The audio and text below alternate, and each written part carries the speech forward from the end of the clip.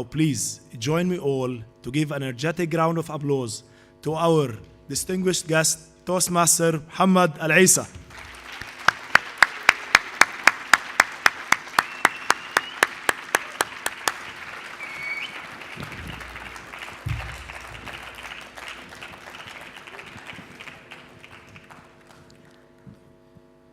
Before I utter a single word, I'm not happy about the energy level.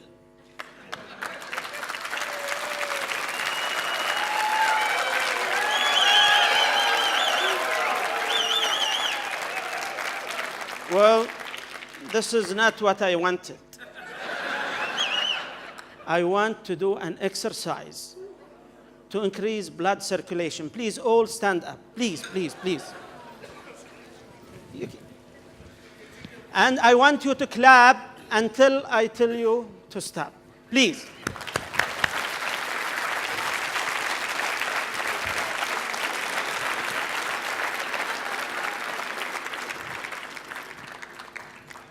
I just shared with you a new method of getting a standing ovation.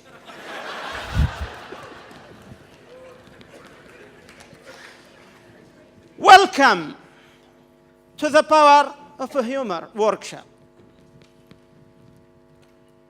And before I start, I'd like to give special thanks to Division E for hosting me, and special thanks to TM, the Division E Governor, TM Nasim Uddin Hamid. Please give him a very big round of applause. And I always do this with my hosts so that I encourage them to invite me more and more. I really hate to dictate a topic on my audience. I will always give them an alternative. So shall I spend the next 30 minutes speaking about the power of humor, or I leave it up to you to decide? To share with you great tips on how to keep your body in shape. Which one you choose? Why? Believe me, let me give you a quick tip then. Just stop excessive eating.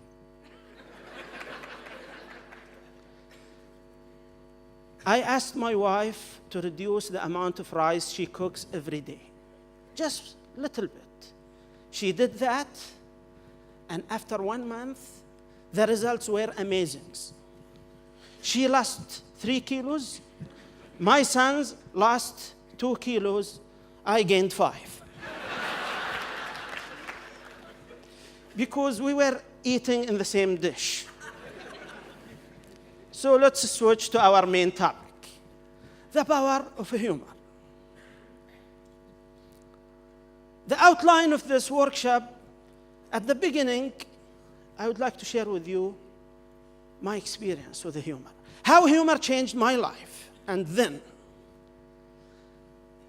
I will share with you tips on how to use humor in international speeches. And I will give you a demo for one international speech where I used the humor inside. Then I will share with you a few tips on how to become an impressive speaker. Finally, I will give you a demo speech for a humorous speech. Does that sound good? Let's start. How humor changed my life. It gave me the ability to entertain people. And Walt Disney once said, I would rather entertain people and hope that they learn something than educate people and hope they were entertained. And this is a great phrase. Entertainment is a very powerful in communication.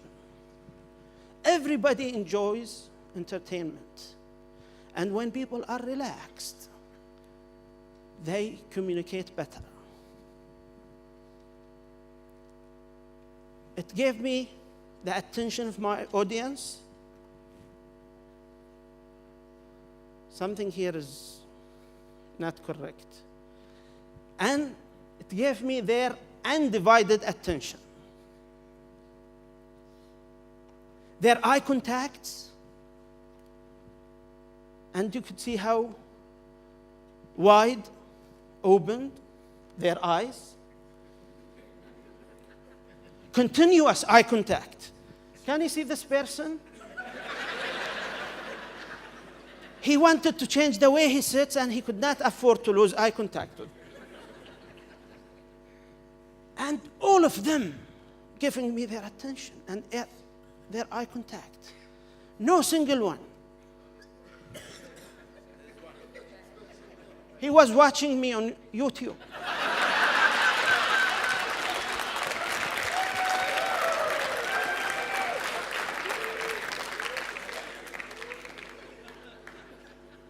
Their opened mouth.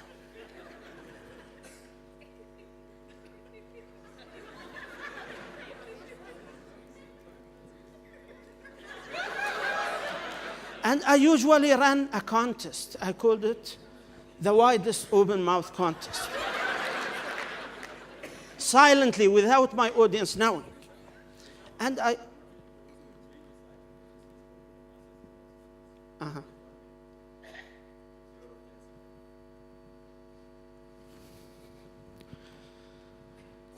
while they are doing this, let me share with you this. It's always hard to tell who is smarter. One day, one of my friends rushed into my office and he said, Mohammed, please, lend me 500 riyals. My mother is very sick and I need to admit her to the hospital. I looked him down in the eye and I could tell he was trying to fool me. Are you done? Let me continue the story. I looked him down in the eyes and I said, I will not lend you a single riyal. He said, why? You are my best friend.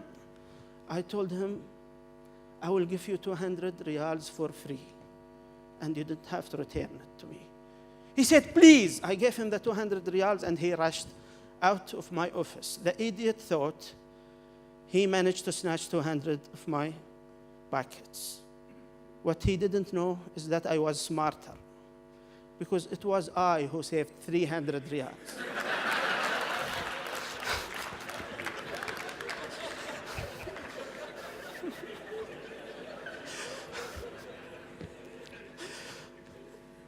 Their open mouth, I enjoy to see open mouth, and I ran a contest, the widest open mouth, and I usually announce the results.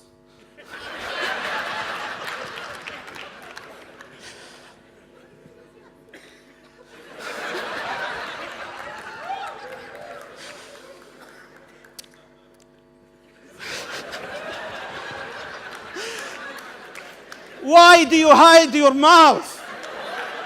Keep it open. I myself open my mouth, especially when I speak. And their teeth view. I got to see more teeth than dentists. Meeting great leaders. Being among lovely and special people like yourself. Fame. I got watched by millions of viewers. And this is a strange feeling. To be watched by millions, this is something I myself cannot explain.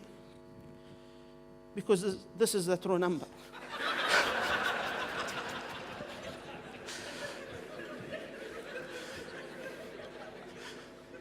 Those big numbers are my 2020 vision. Fake it until you make it. I got dozens of trophies. And I get people invitation. I got invited to speak at many important events.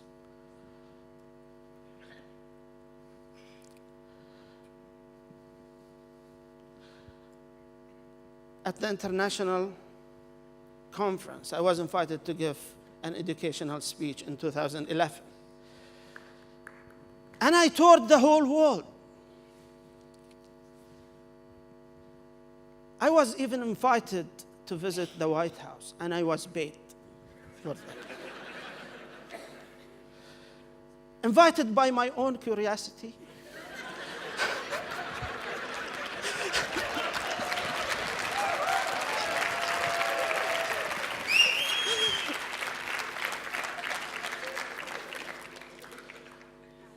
Let's now move to the next topic of our talk today.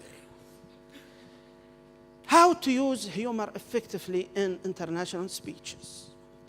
I will give you one key word.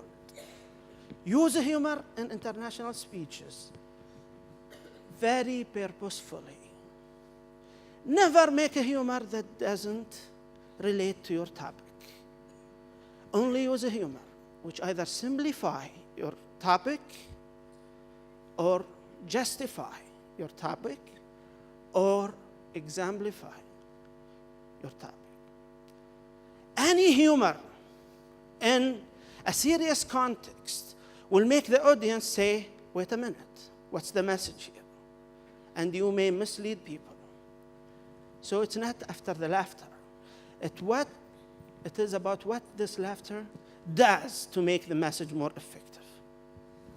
And now, I will share with you a demo speech, and the title is Attention. Whom will you attend first? Somebody who is starving for food, or somebody who is starving for attention?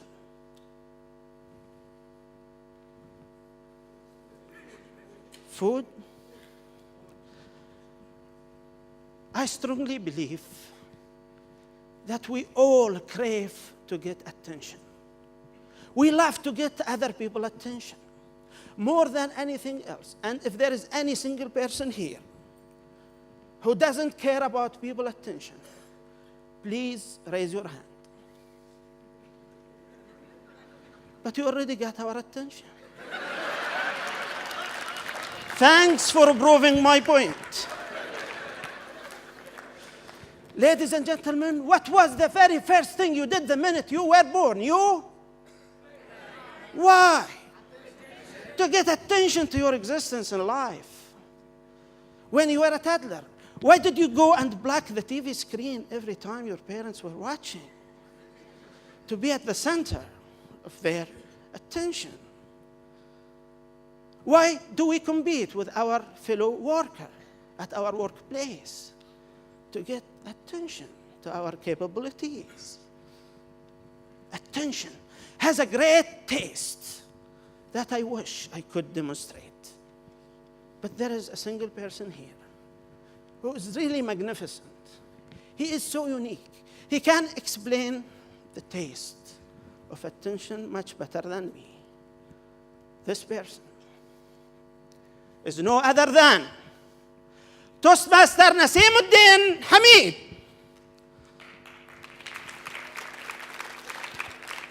Naseem, I want everybody in this room to know how great you felt when I mentioned your name. That's the taste of attention. How about you? How disappointed did you feel that it was not your name?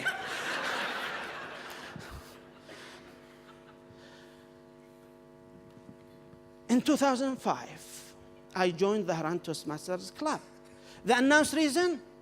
Improve my communication skills. The hidden one? Get more attention. I used to spend days and nights preparing every single speech of mine just to get this kind of attention. And while delivering my speeches, I was really feeling high because people were giving me their undivided attention My only problem is that the minute I finish my speech, all that attention would go somewhere else, to the food table. They will rush to the food, leaving me alone on the stage unattended. I used to walk behind them to the food table, pretending to be seeking food, while indeed I was begging them for more attention. I would say to one of them, "Can you please pass me a piece of cake?" And my inner voice would be, "Can you please say something about how great my speech was?" But they never get it. They always pass me cake. And that's why I'm a little bit overweight.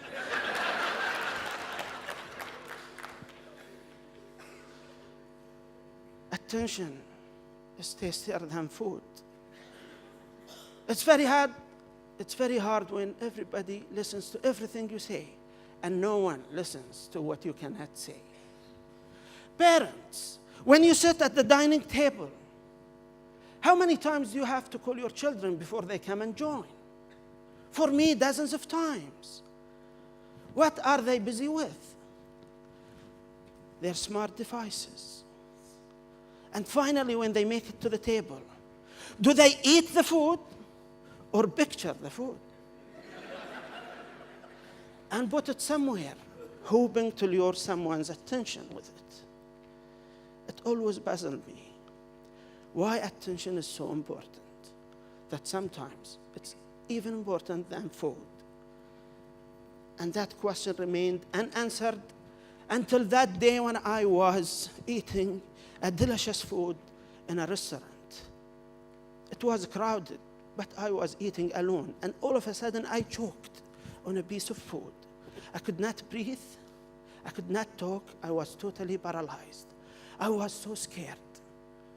I just roamed the room hoping to see a pair of eyes who might have noticed me. But people were so busy, enjoying life, talking, joking, enjoying life, the precious life that I was about to lose. And finally, a young man noticed me, and he jumped from his chair. And in a few seconds, he was taking me between his arms, pushing my diaphragm. The food came out, oxygen rushed in, and I was granted a second life. It's only then that I realized the secret of attention. Every time somebody pays attention to what you desperately need that you cannot say, they give you a hope that that precious thing in you which is about to die may survive. They tell you, "Hey, hang on, help is on the way." And the precious things that can die on us are not only our brain cells because of lack of oxygen, or our body organs because of lack of food. Our hopes, dreams, ambitions can die because of lack of attention, appreciation, and recognition. When your wife puts a nice makeup, don't wait until she comes and say, "Did you notice something?" Just say, "Wow, what a beautiful angel." And if you hate lying, just say, "Wow."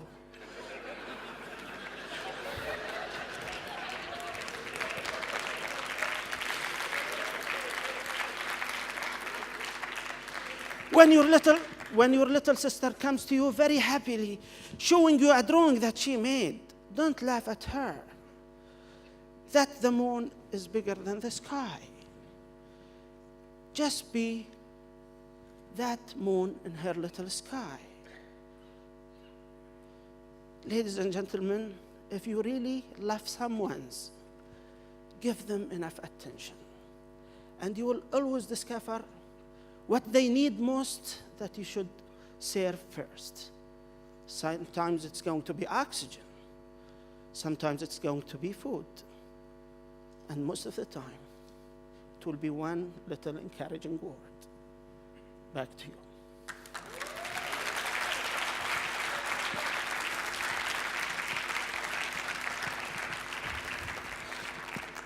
Now this is how to use humor in international speech.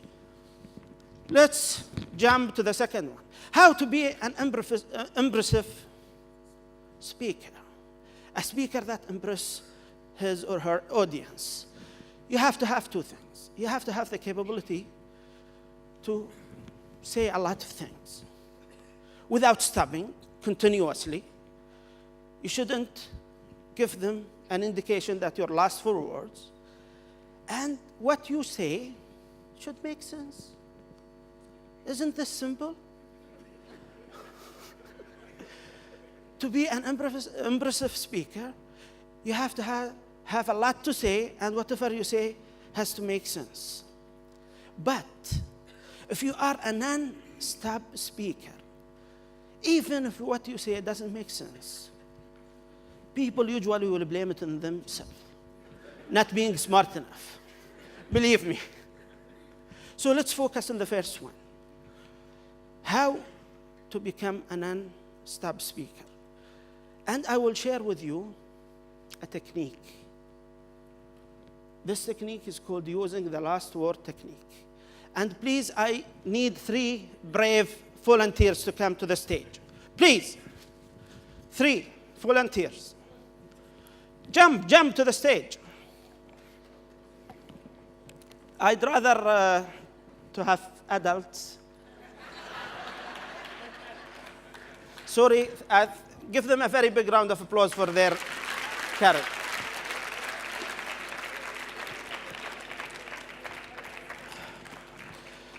Please stand here. Thank you. Your name? Matt. Can I have a wireless mic? اسم عربي ولا انجليزي؟ عربي. عربي من يمين الى يسار. Yes. انجليزي من يسار لليمين. Face the audience, please. No, I was talking with you. Yeah. No, if my Arabic name or English name, please. English name. English name from left to right. Shabir. Thank you, Shabir. Come here, join us here, please. What I want you to do, one of you, I want you to prepare 2 tabletop questions to ask those 2 gentlemen. Just prepare, think about them. Come here, please. You 2 gentlemen, I would explain a technique called the last word technique, and I want you to use it to answer that tabletop question. Is it clear? I will explain a technique to answer any question or to speak about any subject. He will ask you a tabletop question, and you answer him using this technique. This technique is very easy and simple. When you are asked to talk about anything, just throw any sentence. That sentence will end with 1 word. Use this word to start another sentence. The second sentence will end with a word. Use that word. Is it easy? I will give 1 example, and please follow that example. Are you sick and tired of being overweight? It's not you. I will continue. Are you sick and tired of being overweight? Does overweight make you worry about shortening your life? Is your life worth living to a point where you worry about it being short? Are you short and at the same time fat? How much fat do you eat in a meal? Meals should not exceed 3 per day. A day should not pass without exercise. Exercise to lose weight. Don't wait until tomorrow. Start today.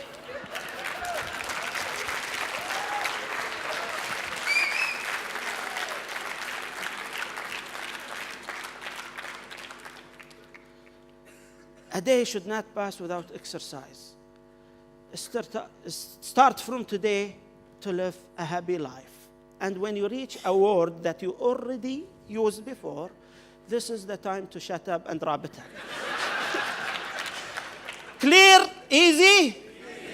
Okay. Shoot the question, one question per each. Yes.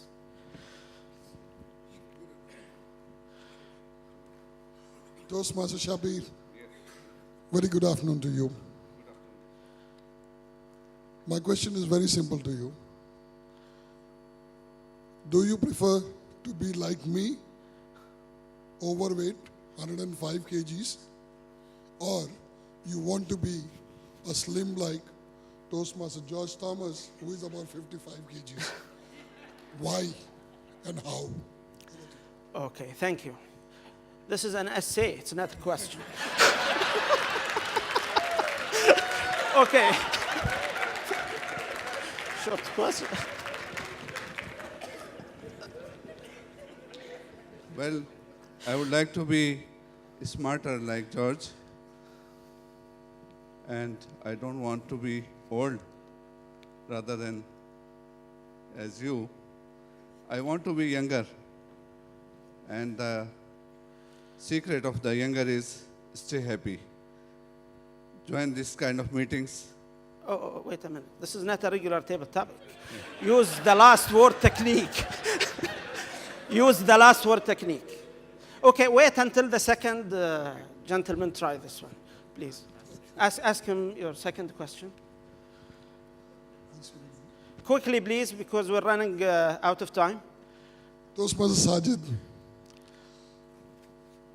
are you scared of attempting any table topics? If so, why and how? Have an essay. Okay.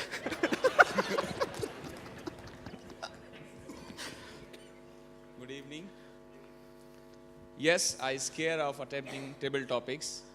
Table topics gives you a big problem, and problems comes always in life. And life without problem never good, and good life only comes when you have problems.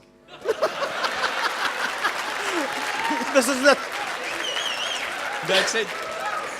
Thank you. He used problems twice. This is the time to shut up. Thank you so much. Thank you. Thank you. Give them a very big round of applause, please.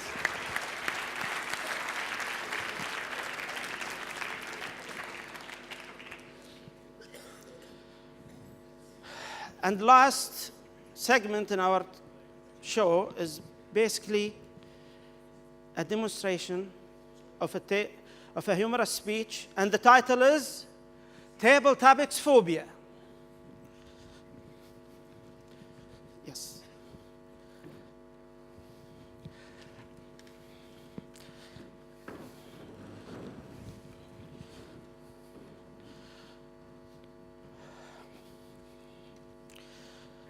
Ten years ago, I used to be scared by table topics. But now, I'm only terrified.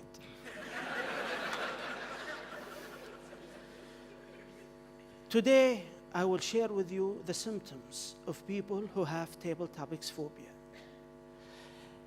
I've been a table topic master, or they call it monster, so many times that I know exactly how those people think, feel, and behave. And before I share with you the symptoms, I would like to see how many people here have the same phobia. Do you fear table topic? If you do so, please raise your hand. How about the others? Not admitting is the first symptom.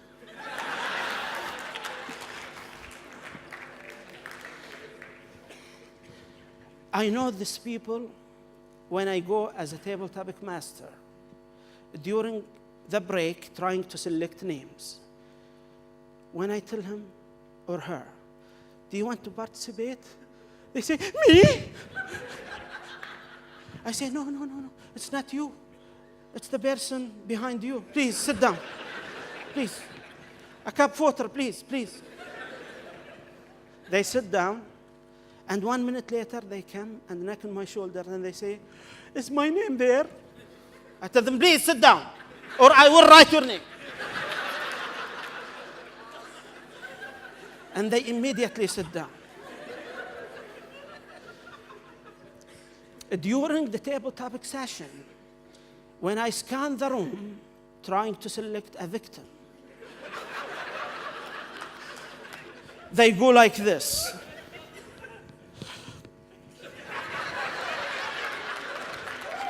Trying to avoid eye contact with me.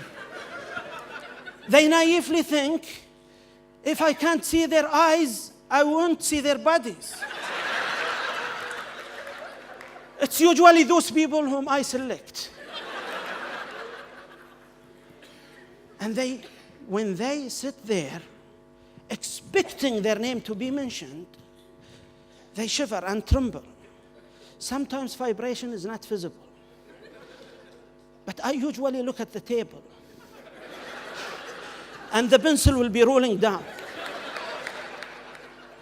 And as they hear their name selected, their heart starts to function differently. It starts to act like a drum in Arda folklore. Ta, ta, and the sound becomes louder and louder until the drum here explodes the drums of the ear. And when they hear their name, they stand up very quickly. And they walk very quickly at the beginning. And they soon slow down. I asked a psychiatrist to explain this.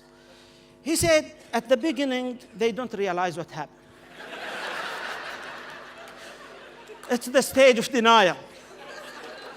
And as they walk, they feel like a convict walking to his execution stage.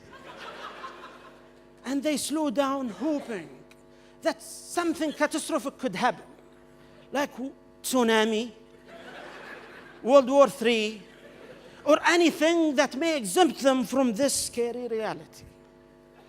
And when they finally make it to the middle of the stage, usually they come very close to me, the table topic master, staring nervously at my face, exhaling hot air. When this hot air strikes my cheek, I sympathize with them, because this tells me how frightened they are. And sometimes I could tell what they ate.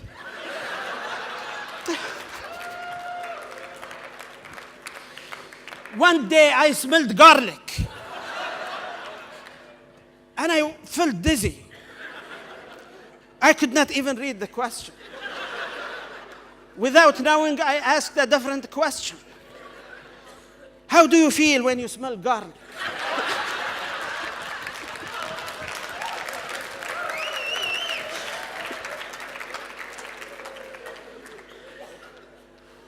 I really sympathize with him. He was trying to answer without opening his mouth.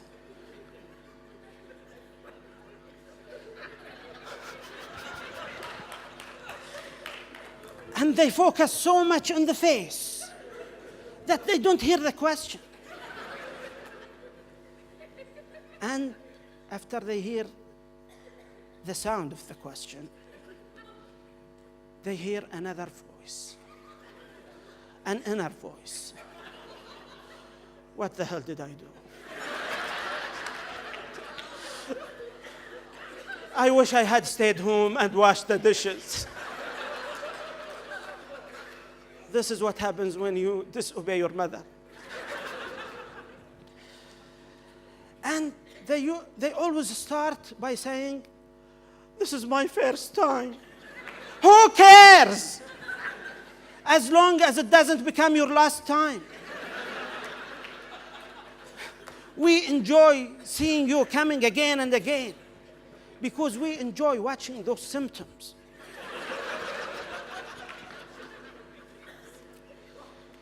And while answering the question,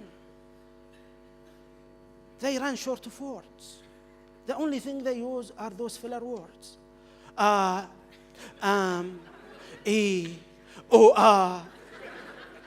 Making everybody in the room uncomfortable, except one person who will be happily busy.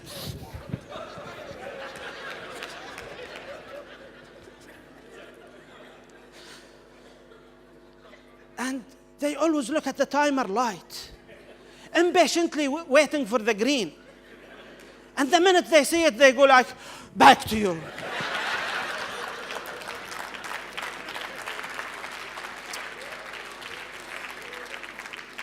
They insist to give the stage back as if they had owned it.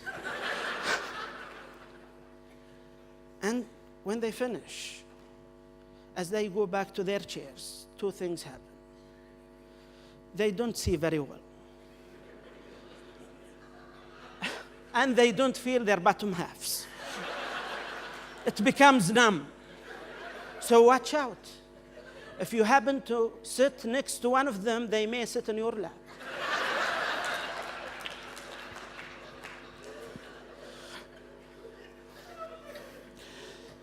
And usually they leave the stage wet.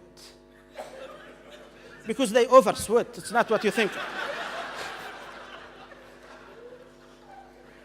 Now when they go home, they hate to see tables.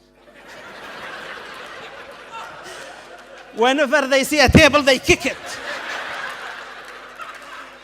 Ladies and gentlemen, do you want to sound and look pathetic like those? Do you? You have only two choices. Either be brave, say Bismillah, and join Toastmasters, or say A'udhu Billah and stay home. Back to you.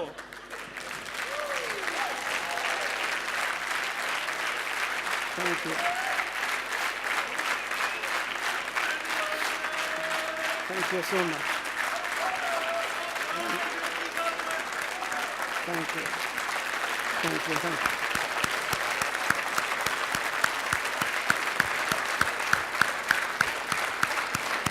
Thank you so much. Thank you. Thank you. Thank you. Allah يعطيك العافية. Thank you. Thank you so much. Thank you.